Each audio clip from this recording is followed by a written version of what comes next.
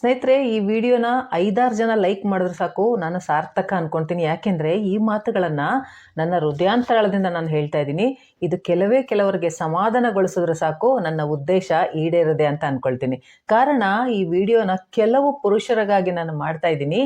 ಯಾರೂ ಅವರನ್ನು ಅರ್ಥ ಮಾಡಿಕೊಳ್ಳೋದಿಲ್ವೋ ಅವರಿಗೆ ಮತ್ತು ಅವರು ತಮ್ಮೊಳಗೆ ತುಂಬ ನೋವುಗಳನ್ನು ತುಂಬಿಕೊಂಡಿರ್ತಾರೋ ಅಂತಹ ಪುರುಷರಿಗೆ ನಾನಿವತ್ತು ಈ ವಿಡಿಯೋನ ಮಾಡ್ತಾ ಇದ್ದೀನಿ.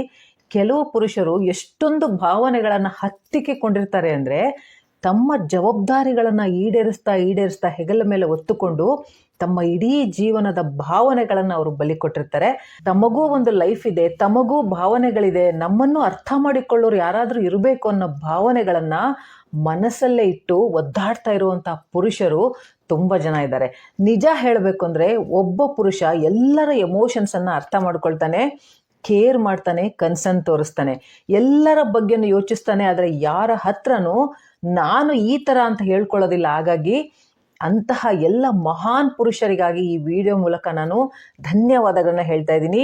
ಇಷ್ಟೊಂದು ಜವಾಬ್ದಾರಿಗಳನ್ನು ನಿವಾರಿಸ್ತಾ ಇರೋದಕ್ಕೆ ನಿಮಗೆ ಧನ್ಯವಾದಗಳು. ನಿಮ್ಮೆಲ್ಲ ಭಾವನೆಗಳನ್ನು ನಿಮ್ಮೊಳಗೆ ಹತ್ತಿಕ್ಕಿಕೊಂಡು ಎಲ್ಲರನ್ನ ಚೆನ್ನಾಗಿ ನೋಡ್ಕೊಳ್ತಾ ಇರೋದಕ್ಕೆ ಥ್ಯಾಂಕ್ ಯು. ಚಿಕ್ಕದರಿಂದ ಹಿಡಿದು ದೊಡ್ಡ ಜವಾಬ್ದಾರಿಗಳನ್ನು ತೆಗೆದುಕೊಂಡು ನಿಭಾಯಿಸ್ತಾ ಇರೋದಕ್ಕೆ ಧನ್ಯವಾದಗಳು. ತಮ್ಮ ಮನೆಯಲ್ಲಿರೋ ಎಲ್ಲ ಸದಸ್ಯರುಗಳ ಆಗು ಹೋಗುಗಳನ್ನು ನೋಡಿಕೊಳ್ತಾ, ಅವರ ಬೇಕು ಬೇಡಗಳನ್ನು ನಿವಾರಿಸ್ತಾ, ಅವರನ್ನೆಲ್ಲ ಪ್ರೀತಿಯಿಂದ ಜವಾಬ್ದಾರಿಯಿಂದ ಸಾಕ್ತಾ ಇರೋದಕ್ಕೆ ಧನ್ಯವಾದಗಳು. ಪುರುಷರ ಈ ಒಂದು ಮೌನದ ಹೋರಾಟವನ್ನ ಯಾರೂ ಅರ್ಥ ಮಾಡ್ಕೊಳ್ಳೋದಿಲ್ಲ. ಸುಸ್ತಾಗಿ ಮನೆಗೆ ಬರ್ತೀರಾ, ಆದ್ರೂ ಮನೆಯವರಿಗೆ ಬೇಜಾರಾಗಬಾರ್ದು ಅಂತ ನಗ್ತಾ ಇರ್ತೀರಾ, ಯಾವುದಕ್ಕೂ ಕಂಪ್ಲೇಂಟ್ ಮಾಡೋದಿಲ್ಲ, ದಿನಾ ಹೋರಾಡ್ತಾನೆ ಇರ್ತೀರಾ, ಜವಾಬ್ದಾರಿಗಳನ್ನ ನಿಭಾಯಿಸ್ತಾನೆ ಇರ್ತೀರಾ, ಯಾವುದೇ ಒಂದು ಲೋಪದೋಷ ಇಲ್ದಂಗೆ. ಇವತ್ತು ಈ ಒಂದು ವಿಡಿಯೋದ ಮೂಲಕ ಎಲ್ಲ ಅಂತಹ ಪುರುಷರಿಗೆ ನಾನು ಕೇಳ್ತಾ ಇದ್ದೀನಿ, ನಿಜವಾಗ್ಲೂ ನೀವು ಸಂತೋಷವಾಗಿದ್ದೀರಾ? ಈ ಪ್ರಶ್ನೆಯನ್ನ ನಿಮಗ್ ನೀವೇ ಕೇಳ್ಕೊಳ್ಳಿ ಅಂಡ್ ಹಾನೆಸ್ಟ್ ಆಗಿ ನಿಮಗ್ ನೀವೇ ಉತ್ತರ ಕೊಟ್ಕೊಳ್ಳಿ.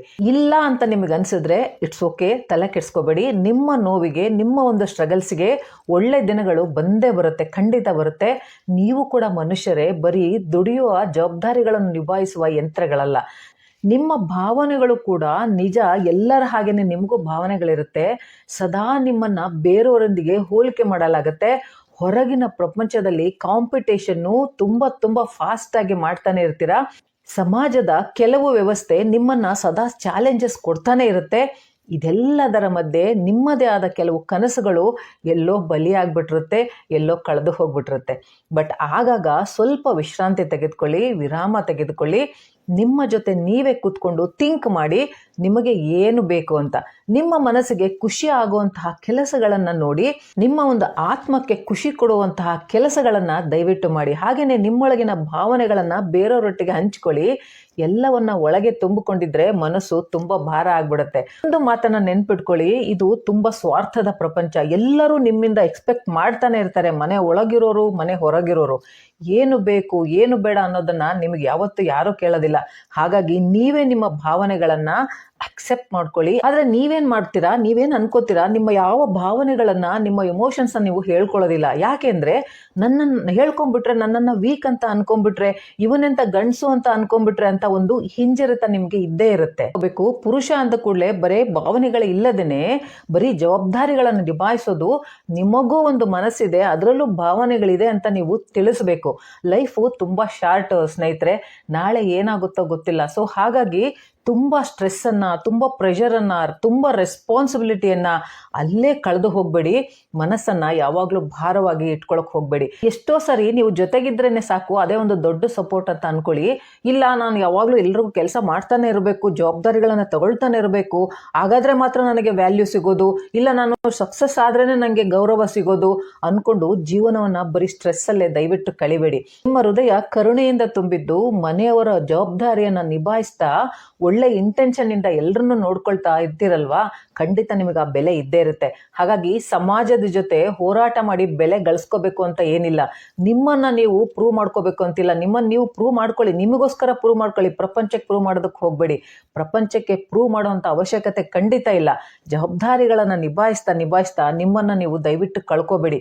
ಸೊ ಚಿಕ್ಕ ಕೆಲಸಗಳಿಂದ ನಿಮಗೆ ಖುಷಿ ಸಿಗೋದಾದ್ರೆ ಖಂಡಿತ ಆ ಕೆಲಸಗಳನ್ನ ಮಾಡಿ ಖುಷಿ ಪಡ್ಕೊಳ್ಳಿ. ಅದನ್ನ ಬೇರೆಯವರು ನೋಡಿ ನಗ್ತಾರೆ, ಪರವಾಗಿಲ್ಲ, ನಿಮಗೆ ಖುಷಿ ಆದ್ರೆ ಸಾಕು, ತಲೆ ಕೆಡಿಸ್ಕೋಬೇಡಿ. ನಗೋರು ಯಾರು ನಿಮಗೋಸ್ಕರ ಖುಷಿನ ತಂದು ಕೊಡೋದಿಲ್ಲ. ಯಾವುದೇ ಸಂದರ್ಭಗಳು ಪರ್ಮನೆಂಟ್ ಅಲ್ಲ, ಯಾವ ಮನುಷ್ಯರು ಇಲ್ಲಿ ಪರ್ಮನೆಂಟ್ ಅಲ್ಲ. ಹಾಗಾಗಿ ಪ್ರೆಸೆಂಟ್ ಅಲ್ಲಿ ನಿಮಗೋಸ್ಕರ ಕೆಲವು ಕ್ಷಣಗಳನ್ನ ಕಳೆಯೋದನ್ನ ಕಲ್ತ್ಕೊಳ್ಳಿ. ತುಂಬ ಜನ ನಿಮ್ಮನ್ನು ಜಡ್ಜ್ ಮಾಡ್ತಾರೆ, ಕೆಲವರು ಸಾಥ್ ಕೊಡ್ತಾರೆ, ಕೆಲವರು ಬಿಟ್ಟು ಹೋಗ್ತಾರೆ, ನಿಮ್ಮನ್ನು ತಪ್ಪು ತಿಳ್ಕೊಳ್ತಾರೆ. ಬಟ್ ಇಂಪಾರ್ಟೆಂಟ್ ಏನು ಅಂದರೆ, ನಿಮ್ಮನ್ನು ನೀವು ಜಡ್ಜ್ ಮಾಡ್ಕೊಳ್ಳೋದಕ್ಕೆ ಹೋಗಬೇಡಿ, ನಿಮ್ಮನ್ನು ನೀವು ತಪ್ಪು ತಿಳ್ಕೊಬೇಡಿ. ನಿಮ್ಮ ಬಗ್ಗೆ ನೀವೇ ಒಂದು 4 ಒಳ್ಳೆ ಮಾತುಗಳನ್ನು ಆಡೋದನ್ನು ಶುರು ಮಾಡ್ಕೊಳ್ಳಿ. ಯಾಕೆಂದರೆ ಕೊನೆ ಗಳಿಗೆಯಲ್ಲಿ ನಿಮ್ಮ ಜೊತೆ ಬರೋದು ನಿಮ್ಮ ನೆನಪುಗಳು, ಸಂತೋಷದ ಕ್ಷಣಗಳು ಅಷ್ಟೇ. ನೀವು ಎಷ್ಟೇ ಆಸ್ತಿ, ದುಡ್ಡು, ಜವಾಬ್ದಾರಿಗಳನ್ನು ನಿಭಾಯಿಸಿದ್ರು ಕೂಡ ಅದ್ಯಾವುದು ಅಥವಾ ಯಾರೂ ನಿಮ್ಮ ಜೊತೆಗೆ ಬರೋದಿಲ್ಲ. ನಿಮ್ಮನ್ನು ನೀವು ಕಳ್ಕೊಳ್ಳೋದಕ್ಕೆ ಹೋಗಬೇಡಿ. ಪ್ರಪಂಚ ಏನು ಅನ್ಕೊಂಡ್ರು ನಿಮಗೆ ನೀವು ಸರಿಯಾಗಿದ್ರೆ, ಸರಿಯಾದ ಮಾರ್ಗದಲ್ಲಿ ಯಾರಿಗೂ ಕೇಡು ಮಾಡದೆ ನಡೀತಾ ಇದ್ರೆ ನಿಮ್ಮನ್ನು ನೀವು ಗೌರವಿಸ್ಕೊಳ್ಳಿ. ಜೀವನದ ಕೆಲವು ಕ್ಷಣಗಳು ನಿಮಗೋಸ್ಕರ ದಯವಿಟ್ಟು ಜೀವಿಸಿ. ಪುರುಷ ಅನ್ನೋನು ಸಮಾಜದ ಒಂದು ದೊಡ್ಡ ಭಾಗ, ಒಂದು ದೊಡ್ಡ ಅಂಗ. ಪುರುಷ ಇಲ್ಲದ ಸಮಾಜ ಖಂಡಿತ ಇಲ್ಲ. ತಾಯಿಗೆ ಮಗನಾಗಿ, ಸಹೋದರಿಗೆ ಸಹೋದರನಾಗಿ, ಹೆಂಡತಿಗೆ ಗಂಡನಾಗಿ, ಮಕ್ಕಳಿಗೆ ತಂದೆಯಾಗಿ, ಸಹೋದರರಿಗೆ ಸಹೋದರನಾಗಿ, ಸ್ನೇಹಿತರಿಗೆ ಸ್ನೇಹಿತನಾಗಿ ಎಲ್ಲ ಜವಾಬ್ದಾರಿಗಳನ್ನು, ಎಲ್ಲರ ಭಾವನೆಗಳನ್ನು ನಿಭಾಯಿಸ್ತಾ ಇರ್ತೀರಾ. ಹಾಗಾಗಿ ನಿಮಗಿರುವಂತಹ ಒಂದು ವ್ಯಾಲ್ಯೂ ಏನಿದೆ ಅದು ತುಂಬ ದೊಡ್ಡದು, ತುಂಬ ಅಗಾಧವಾದದ್ದು. ಯಾರು ಏನೇ ತಪ್ಪು ಅರ್ಥ ಮಾಡ್ಕೊಂಡ್ರು, ನಿಮ್ಮನ್ನು ಹೀಯಾಳಿಸಿದ್ರು ಕೂಡ ಅದನ್ನು ಮನಸ್ಸಿಗೆ ತಗೊಳಕ್ ಹೋಗ್ಬೇಡಿ, ಜೀವನವನ್ನು ಹಾಳು ಮಾಡ್ಕೊಳಕ್ ಹೋಗ್ಬೇಡಿ. ಹೇಳ್ಕೊಳ್ಳಿ, ನಾನು ನನಗಾಗಿ, ನನ್ನ ಫ್ಯಾಮಿಲಿಗಾಗಿ, ಸಮಾಜದ ಒಳಿತಿಗಾಗಿ ಬಾಳ್ತಾ ಇದ್ದೀನಿ, ಬೇರೆ ಯಾವುದಕ್ಕೂ ನಾನು ಕೇರ್ ಮಾಡೋದಿಲ್ಲ. ನಾನೇನಿದ್ದೀನಿ ಅದು ನನಗೆ ಓಕೆ, ನಾನು ನನಗೋಸ್ಕರ ಪರ್ಫೆಕ್ಟ್ ಆಗಿದ್ದೀನಿ, ಬೇರೆಯವರ ವ್ಯಾಲಿಡಿಟಿ ನನಗೆ ಬೇಕಿಲ್ಲ. ಪ್ರತಿಯೊಬ್ಬ ಹೆಣ್ಣು ನಿಮಗೋಸ್ಕರ ಪ್ರೌಡ್ ಫೀಲ್ ಮಾಡ್ತಾಳೆ. Hats off to you all the men, and thank you so much. Thank you very much for your great support and responsibility. ಎಲ್ಲ ಜವಾಬ್ದಾರಿಯುತ ಪುರುಷರಿಗೆ ಅನಂತ ಧನ್ಯವಾದಗಳನ್ನು ಹೇಳ್ತಾ ಈ ಒಂದು ವಿಡಿಯೋ ಮುಗಿಸ್ತಾ ಇದ್ದೀನಿ. ಮತ್ತೆ ಮುಂದಿನ ವಿಡಿಯೋದಲ್ಲಿ ಭೇಟಿ ಮಾಡ್ತೀನಿ. ನಮಸ್ಕಾರ.